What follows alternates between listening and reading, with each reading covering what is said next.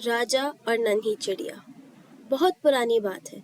एक नगर में एक राजा रहता था। वह बहुत ही शक्तिशाली और प्रजा में लोकप्रिय था। राजा के पास एक अंगूठी थी। उस अंगूठी की यह बहुत बड़ी खासियत थी कि उसको पहनने के बाद राजा हर पक्षी की भाषा समझ सकता था और सब पक्षी उसके गुलाम हो जाते थे। एक दिन राजा जंगल में शिकार खेलने गया। शिकार खेलते खेलते बहुत दूर निकल गया। उसको वहां प्यास लगी तो पानी ढूंढते ढूंढते एक झरने के पास आकर वहां पर अपने अंजलि से पानी पीने लगा। इस समय उसकी अंगूठी उसकी उंगली से फिसल के पानी में गिर गई। राजा अंगूठी के पीछे पीछे पानी में कूदा, पर तभी एक मछली आई और उसने अंगूठी को मुंह में दबा लिया और पानी के अंदर गुम हो गई। राजा बहुत निराश हो गया। बहुत दुखी मन से वो पैदल ही जंगल की तरफ चलने लगा। चलते चलते रात हो गई। तभी उसको एक झोपड़ी दिखाई दी। वह झोपड़ी की तरफ चलने लगा। झोपड़ी के अंदर एक लड़की खाना बना रही थी। वो इतनी सुंदर थी कि राजा खड़े होकर बस उसको एकटक देखने लगा। उसने कुछ फूल तोड़े उस लड़की के लिए। तभी राजा ने कुछ आने की आहट सुनी। राजा वहीं छुप गया। तभी उस झोपड़ी में एक राक्षस आया जिसने उस लड़की को कैद करके रखा हुआ था। उसने मछली पकड़ी हुई थी। उसने लड़की के सामने वो मछली फेंकी और बोला, इसको पकाओ, मैं थोड़ी देर में आता हूँ। और ऐसा कहकर वो चला गया। लड़की ने मछली पकाने के लिए मछली को काटा। उसके अंदर से वही जादुई अंगूठी निकली। लड़की डर गई। उसने अंगूठी को उठाकर फेंक दिया और अंगूठी सीधा राजा के पास जाकर गिरी। राजा अपनी अंगूठी देखकर बहुत खुश हुआ और उसने वह अंगूठी पहन ली। अब राजा पहले की तरह आत्मविश्वास से भर गया। उसने लड़की को बोला, मैं इस नगर का राजा हूँ। तुम बहुत सुंदर हो। मैं तुम्हारे साथ शादी करना चाहता हूँ। तुम मेरे साथ राजमहल चलोगी? ये सुनकर लड़की की आंखों में आंसू आ गए। वो बोली, हाँ चलूंगी। उस राक्षस के आने से पहले मुझे यहाँ से ले चलो। उस राक्षस ने बरसों से मुझे कैद करके रखा हुआ है। उसने मेरे माता पिता को मार दिया। अगर उसने आपको देख लिया तो वो आपको भी मार डालेगा। राजा को ये बात सुनकर बहुत दुख हुआ और वो तुरंत उसे लेके अपने राजमहल आ गया। उसकी सहमति के बाद राजा ने उससे शादी कर ली।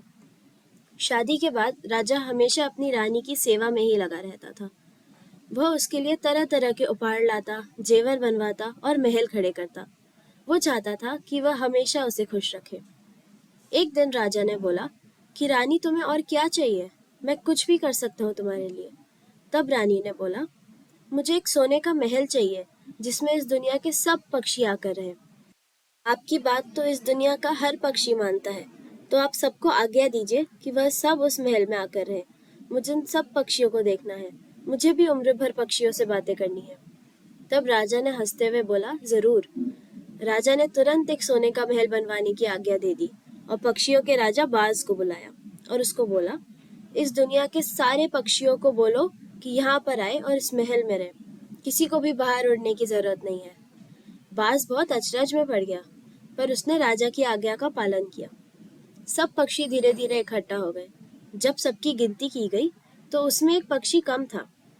राजा ने पूछा, कौन कम है यहाँ पर? तो सब पक्षियों ने बोला, एक छोटी सी चिड़िया नहीं आई है। बाकी हम सब तो आ गए हैं राजा की आज्ञा का पालन करने के लिए। राजा ने बाज को आदेश दिया कि जाओ और उसको पकड़ कर लाओ। उसने मेरी आज्ञा की अवज्ञा की है। बाज उड़ के गया। बहुत दूर उसको एक पेड़ पर नन्ही चिड़िया बैठी हुई दिखी।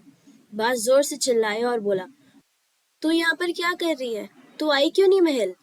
तो नन्ही चिड़िया बोली, मैं कुछ सोच रही हूँ। बाज ने बोला, क्या सोच रही हो? नन्ही चिड़िया ने बोला, मैं राजा को बताऊंगी मैं क्या सोच रही हूँ। बाज ने उसको मुंह में दबाया और अपने साथ राजा के दरबार में पहुंचकर उसे जोर से फेंका। राजा ने भी गुस्से से नन्ही चिड़िया को पूछा, तू क्यों नहीं आई? नन्ही चिड़िया ने बोला, मैं कुछ सोच रही थी। राजा ने पूछा, क्या सोच रही थी? नन्ही चिड़िया बोली, महाराज, मैं सोच रही थी कि इस दुनिया में अक्लमंद ज्यादा है या बेवकूफ? आपको क्या लगता है महाराज? राजा ने बोला कि मेरे हिसाब से तो अक्लमंदों की संख्या बेवकूफों की संख्या से कुछ ज्यादा ही होगी। तुम्हें क्या लगता है? राजा ने चिड़िया को पूछा।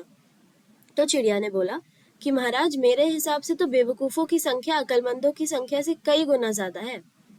राजा ने बोला, ऐसा कैसे बोल सकती हो तुम? नन्ही चिड़िया बोली, मैंने अपनी गिनती में उन अक्लमंदों को भी शामिल कर लिया है जो कभी कभी दूसरों की बातों में आकर बहुत बड़ी बड़ी बेवकूफियां कर जाते हैं महाराज। राजा ने बोला, किसकी बात कर रही हो तुम? महाराज, मैं आप ही की बात कर रही हूँ। वैसे तो आप बहुत अक्लमंद हैं, पर आप रानी की बात में आकर बहुत बड़ी बेवकूफ़ी कर रहे हैं। आप हम सब पक्षियों को कैद कर रहे हैं। आप भले ही सोने का पिंजरा बनवाए या सोने का महल, पर कैद तो कैदी ही होते हैं। आपको लगता है कोई भी पक्षी बिना उड़े उस महल में जिंदा रह पाएगा? सब धीरे धीरे मर जाएंगे। राजा को उसकी बात समझ में आ गई थी। राजा ग्लानि से भर गए थे। उन्होंने सब पक्षियों से माफी मांगी और उनको बोला कि तुम लोग अपने अपने घर जाओ। मेरी बहुत बड़ी गलती थी जो मैंने तुम लोग को कैद करने का सोचा। मुझे माफ कर दो। राजा के बोलने के बाद सब पक्षी खुशी खुशी अपने घर चले गए और सबने नन्ही चिड़िया को बहुत धन्यवाद दिया।